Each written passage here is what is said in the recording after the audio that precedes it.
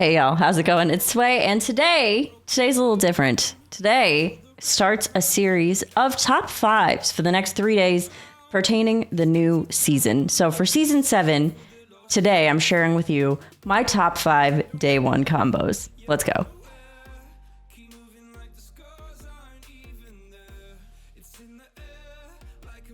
These builds that we are about to talk about right now are achievable in both solos and duos since they don't contain any duo-specific minions. And the builds that I chose to highlight today are ones that I personally am really excited to try. Some of them are memes. A little post note, I know this is a top 5, but I had to include a bonus at the end because it's not a meme, but like, I'm very excited about it and it looks really fun, so I had to throw it in this video. So let's start with the memeiest meme. This is number 5. We have the Nala Menagerie comp. I think I'm still workshopping that name. But yeah, I guess because Nala is a menagerie support. Anyway, we have our Nala comp, right? Nala recently has not been great. In the meta before quest rewards, really loved Nala. But since quest rewards have become a thing, there are so many better ways to scale your boards, so Nala feels irrelevant. I think that's gonna change. So this board centers around Nala as our primary unit. But additionally, we have something, okay, let's go on a tangent. Starting out with a tangent, we are not surprised. You have to set yourself up for this part, right? So there's 2 minions here that are dual type minions that we're about to talk about. But the thing they share in common is dragons. So if dragons are in, then you can use this one swing turn with the poetic, permanently, passively, oh, what is the name of this minion? Persistent Poet. So you can use a swing turn with the Persistent Poet as well as the Amber Guardian to shield both of these dragons. And this will come to play in a little bit. So we're tangenting into another tangent. Stay with me. The 2 dragons that we're talking about here are Time Captain Hooktusk on tier 3. This is a dragon pirate. Whenever you cast a tavern spell, give your other minions +1 attack. I'm sure you're seeing where I'm going with this, with the Nala with the tavern spells, Hooktail with the tavern spells. Best friends. Additionally, we have the Draconic Death Scale. This is the Naga dragon, which has a spellcraft, trigger a friendly minion's battle cry. Why would I want to do that? We'll get there. After you have successfully used the Persistent Poet and the Amber Guardian to shield both of these dragons, we now have our next minion to talk about, which is the Charging Czarina. The Charging Czarina is a mech on tier 5 that has a divine shield and says whenever you cast a tavern spell, give your minions with divine shield +3 attack. See where I was going with that, right? So we have 2 dragons with divine shield, and they're both different typed minions as well. So we have Nala with the spells, we have Hooktail with the spells, and now we have the Czarina with the spells for the shielded minions.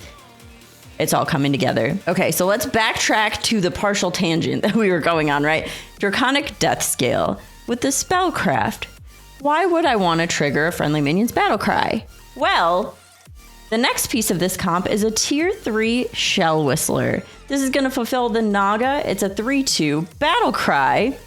Get a random tavern spell from tier 2. So you're saying I can use my spellcraft to get a spell for free every turn. It feels like a no-brainer to me. On tier 5 from elementals, we have the Marine Matriarch. This is a 3/9 elemental. Whenever this takes damage, get a random tavern spell. You get 3 times per combat to get a tavern spell. And ideally, you triple it with the surprise elemental. So it too has a shield. So it also can get buffed by the Charging Czarina. So really what I've made here is just a really silly amount of value from each tavern spell that you cast between Nala, Hooktail, Czarina, and with these 6 minions being your main board, then you have time and space for 1 extra spot, which with Nala, sometimes you really don't need that. But let's talk about what that extra spot could fill. So additionally here, you could run a Whelp Smuggler. 2 of your minions are considered dragons. So even though they're both getting buffed from Nala because they're fulfilling different parts of the comp, the Whelp Smuggler will give them both health. And as we can see here, we have a lot of attack between the Czarina giving 3 attack, Hooktail giving 3 attack, Nala giving more attack than health. So at some certain point, your health is going to lack. So Whelp Smuggler can make up for that. Additionally, a Landlubber could fill that spot. Now, having the Landlubber there would take from the buffs on one of the minions, because you have an elemental, you have a dragon pirate, you have a naga dragon, you have a mech and a naga. So that would just be an overlap. But it would allow you to get more spells in your tavern. So, and assuming that maybe something isn't in or you can't get the full value, like this could be a really good option as well. I'm really excited for Nala to be relevant again. So this comp, if I can find this, if I can pull this off, obviously meme-tastic, because it is a very, very challenging comp to pull off considering the amount of conditionals. But this is a task that I'm very much up to. Number 4 is one that I am silly excited about. This one I call Can I Still Party Rock? With the Molten Rock coming back to tier 1. This is a pretty big deal. Of course, biggest part of this comp, party and rock, right? You want to get as many parties and as many rocks as you can. You are going to stay on tier 2 for this. This is another meme. Your party elemental is moving back down to tier 2, and after you play an elemental, give a friendly elemental other than it +1/+1. And then we have our Molten Rock on tier 1. After you play an elemental, gain +1 health. The 2 other important minions here are the Refreshing Anomaly to cycle and see more things, and the Celemental, which is now on tier 2, so a little bit more challenging, but still just as fine. You want to cycle these elementals, get as much value as you can from these. And staying on tier 2 means you can triple into a Recycling Wraith, which cycling those Celementals could feel a little bit better, as well as, I guess this is kind of cheating, but the Living Azurite. But I think we're just going to use that as like a, this is failing, let's pivot kind of situation. We're going to prove that we can still party rock in this new meta. Next up, we have one that uses one of our new minions I've been really excited about. Number 3 is the Moon Eater's Champion Pirate build. All right, let's start with our tier 5 Moon Eater's Champion. This is a 7/8 neutral. After you play an odd tier card, give your other odd tier minions +1/+1. So we're looking at theoretically entire board scaling. And it says card, not minion, so it's not something that you physically have to play on your board. You can play odd tiered spells as well. Now this build definitely has some holes in it. It's not a 7 minion build because there's 2 different ways you can take this with pirates. But I have one more neutral included in this build, the Feyrix, Wrath of the Sun. This is the 3/1 neutral that is on tier 3 with the Divine Shield, Avenge 4, give a random friendly minion Divine Shield. So this is a really nice mechanic for pirates since they are kind of, you know, they can't really protect themselves. Mech has shield, Murloc has venom, pirates have gold. So this is something to just add a little extra protection to your board. Another really important piece of this build is the tier 5 Record Smuggler. This is the start a turn effect, gain 1 gold, repeat for each other friendly pirate. So this is very, very helpful to make sure that you can get as much value as possible. In a perfect world, you have more than 1 Record Smuggler. Now there's 2 different ways you can go about this, as I mentioned before. There's the spell way and the not spell way. Or both. You can do both at the same time, honestly, because you only have 3 minions on your board right now. In terms of the spell way, you have your tier 3 Hooktail, which we talked about a little bit earlier. The 1/5 Dragon Pirate, whenever you cast a tavern spell, give your other minions +1 attack. This is a good method of cycling spells, so if you choose to go a method where you have more spells available to you, or your hero allows you to do that, that's a really awesome support, as well as the tier 5 Spellbound Seafarer, the 4/6 Pirate. After you buy 4 cards, get a random tavern spell. So you're potentially just generating a ton of spells, buffing your board. Record Smuggler, Moon Eater, playing all the things. Lots of hopefully odd spells because you can't really control that. But overall, should get some really good stats from this. The other side is starting with the tier 5 Underhanded Dealer. That's the 4/4 Pirate. After you gain gold, gain +1/+1. So of course this is already really good with Record Smuggler, but the more you cycle, and this does require you to cycle minions a little bit more since spells don't really allow you to gain the gold the way the minions do. So you sell a minion, you automatically gain +1/+1. And the other side of this is the tier 3 Gunpowder Courier, the 2/6 Pirate. After you spend 5 gold, give your pirates +1 attack. These 2 minions kind of work together in a very like cycling minions on your board kind of way, where the other 2 work together in a spells and then more spells and spells way. Like I said, a combo of both could be very viable as well. I just really want pirates to be good, and I think that this might be a really good way of getting there. This is just, it's gonna be one of those like, let's vibe it and see how this goes situations, but I'm hopeful. But speaking of Moon Eater's Champion, we have our build in spot number 2 now. We have our Greymane's Champion Ouchie Beast build. I'm really good at naming things, I know. So this one honestly feels like maybe the most consistently achievable build out of everything that I've talked about so far. The primary unit, of course, is our tier 6 Greymane's Champion. This is a 6/5 neutral. After you play an even-tiered card, give your other even-tiered minions +2/+2. Next up in this build is a tier 6 Untamable. This is a 10/16 mech beast. Whenever this takes damage, gain Divine Shield. We have a mech beast, so we got the beast part. And now let's get to the ouchie part. On tier 2, another beast that we have is the Irate Rooster. This is a start of combat effect, deal 1 damage to adjacent minions and give them +4 attack. So clearly you can see where we're starting to go with this. Tier 4. On tier 4, we have the Iridescent Skyblazer. This is another beast.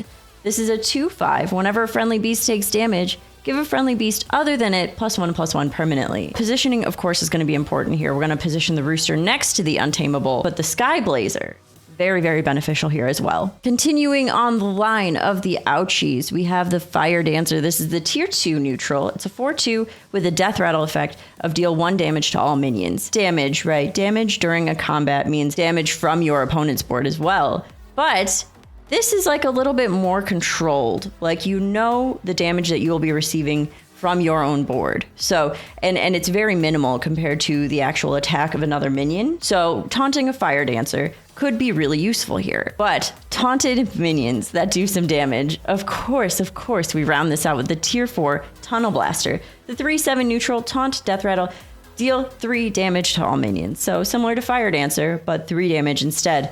And now we are really doing damage to these beasts, and the Untamable, of course, being one of the most important parts of this build. That's 6 minions. Let's talk about that 7th spot. Actually, before we talk about that 7th spot, there's one minion that you could include and swap out for one of these other minions if this is available to you. The Crafty Arnasi. If demons are in, whenever this takes damage, deal 5 damage to a random enemy minion. It's not 100% working with the beast situation, but also it kind of is, because if we have a self-inflicting damage comp, that could snowball. Like, that could be pretty good. Is there an Exodia with this? Is it possible for me to not get ahead of myself? I don't think it is. Okay, that 7th spot. That 7th spot is going to be a cycle spot. Now, of course, we know card also pertains to spells. We also have some minions that can be very useful here. On tier 4, we have the Gold Shell Warden. It's a 3/4 beast with the battle cry of give your other beast +1/+4. Getting that additional health could be really, really useful. In addition, we also have the Assistant Guard. That's on tier 4 as well. A neutral battle cry. Give a minion taunt, then give your other taunt minions +2/+3.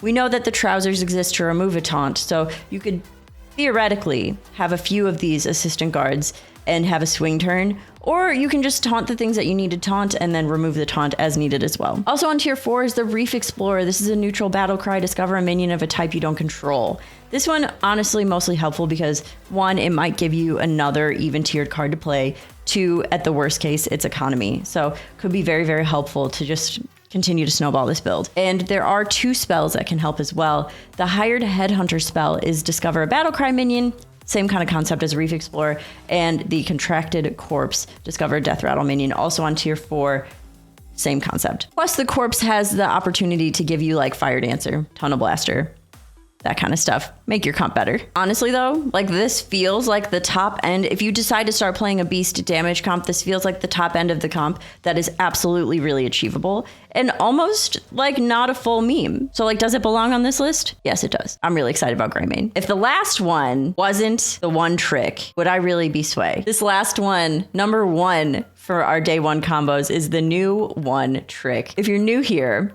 I am heavily obsessed with Rylak Elemental builds, and it is very kindly referred to as my one-trick pony. So this is my new one trick since Elemental is leaving. We had to rebuild it. Of course we did. The 2 main components, of course, are the Slimy and the Fiery Fellbloods on tier 3. These are our new elemental demons. Slimy being the battle cry of minions in the tavern have +2 health. Fiery being the death rattle, minions have +3 attack. Bran and Titus, always, of course. In the original Elemental Rylak build, it was like, okay, one or the other, I can deal with it. They're both pretty equally important now. This is a Bran Titus build. You run both. Or if you're lucky enough to play Thorim, you might be able to run Moira and be able to save yourself that board space. But let's talk about the remaining board spaces when it comes to building really, really large stats to come back to in the tavern. In a best case, we have our tier 4 Rylak. This is our beast. Taunt Death Rattle, trigger the battle cries of adjacent minions. Best case because it is a Death Rattle itself. So if you're already going to try to have Bran and Titus on your board, this is the best way to get the most value possible. Playing the Slimy Fellblood next to the Rylak, and then you have the Fiery Fellblood, so both are getting impacted by Rivendare, and the Slimy is also getting impacted by Bran. Now, our okay situation, if Rylak is not available to you because beasts are not in the game or Rylak is playing hide and seek, is the Young Murk-Eye. Okay, it's the 8/5 Murloc, end of turn. At the end of your turn, adjacent minions trigger their battle cries. So this is not Death Rattle. This is okay because you still get the effect of re-triggering the battle cry. That's the most important part. But not so great because you kind of lose a little bit value on your Rivendare. We have one more okay situation, and it's the Draconic Death Scale. That's the 6/3 Naga Dragon with the spellcraft of triggering a friendly minion's battle cry. This ensures that you'll be able to re-trigger that battle cry at least once, better than nothing. Worst case, you do have your battle cry re-trigger spell on tier 4.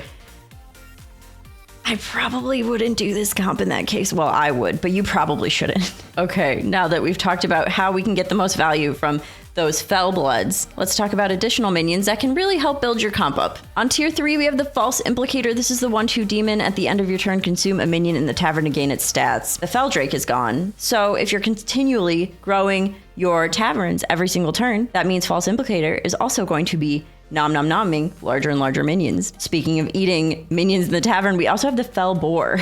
This is the demon Quillboar. After you cast 2 spells, consume a minion in the tavern to gain its stats. This is another thing that you can trigger pretty easily and get the value of additional stats on a minion on your board. Augmented Laborer is also a really nice additional piece for a turn or two. We have the Mech Demon, avenge for, get a random Mecha Demon.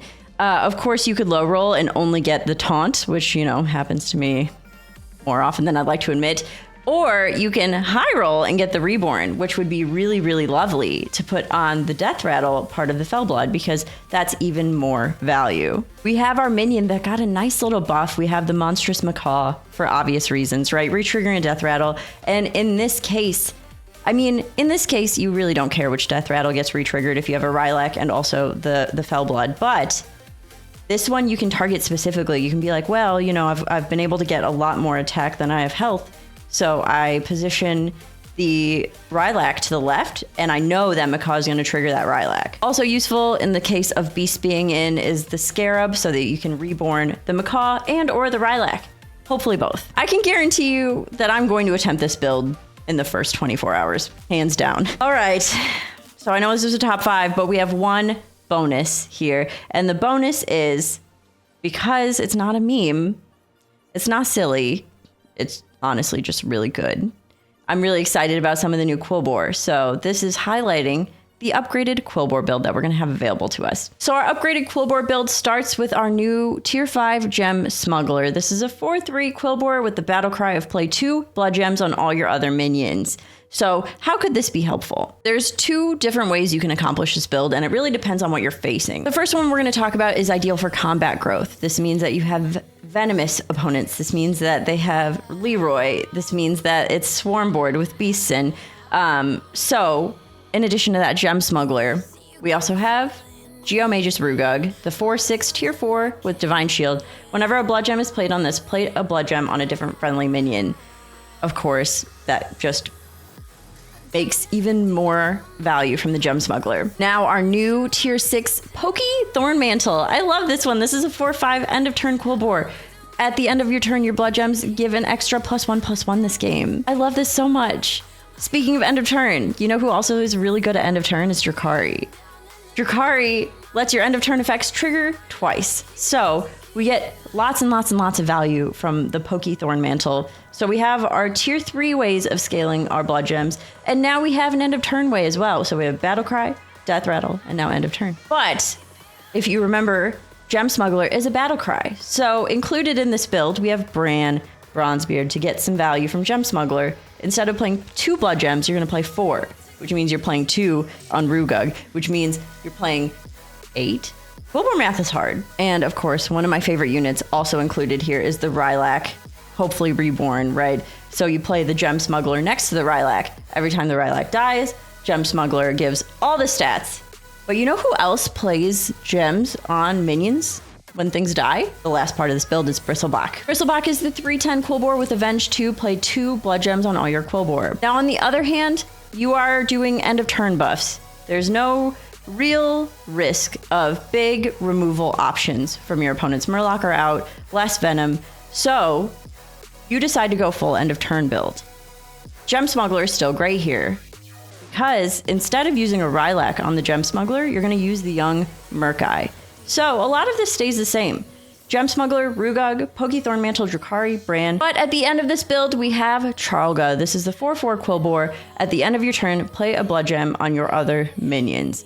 So we have a lot of end of turn here. Pokethorn Mantle, Drukhari, young Murkai, Charlga, and then the Bran impacting with the Gem Smuggler. It is very important that you position appropriately here, right? Like your end of turn is gonna proc from left to right. So Pokethorn Mantle, of course, you're going to want to scale your gems before Gem Smuggler or Charlga get to do their thing. So I would definitely position Pokey as far to the left as possible, and then Gem Smuggler and Charlga, negotiable, whether you want to put them middle, right, but as long as Pokey is left, you're going to get as much value as possible at the end of every turn. So that's it. That's my top 5 and a bonus for day 1 combos. Let me know your thoughts. Let me know what you're excited to try. If you have any day 1 combos yourself you're excited to play, let me know. And I'll see you tomorrow for our next top 5. Thank you so much for watching. Bye, everyone.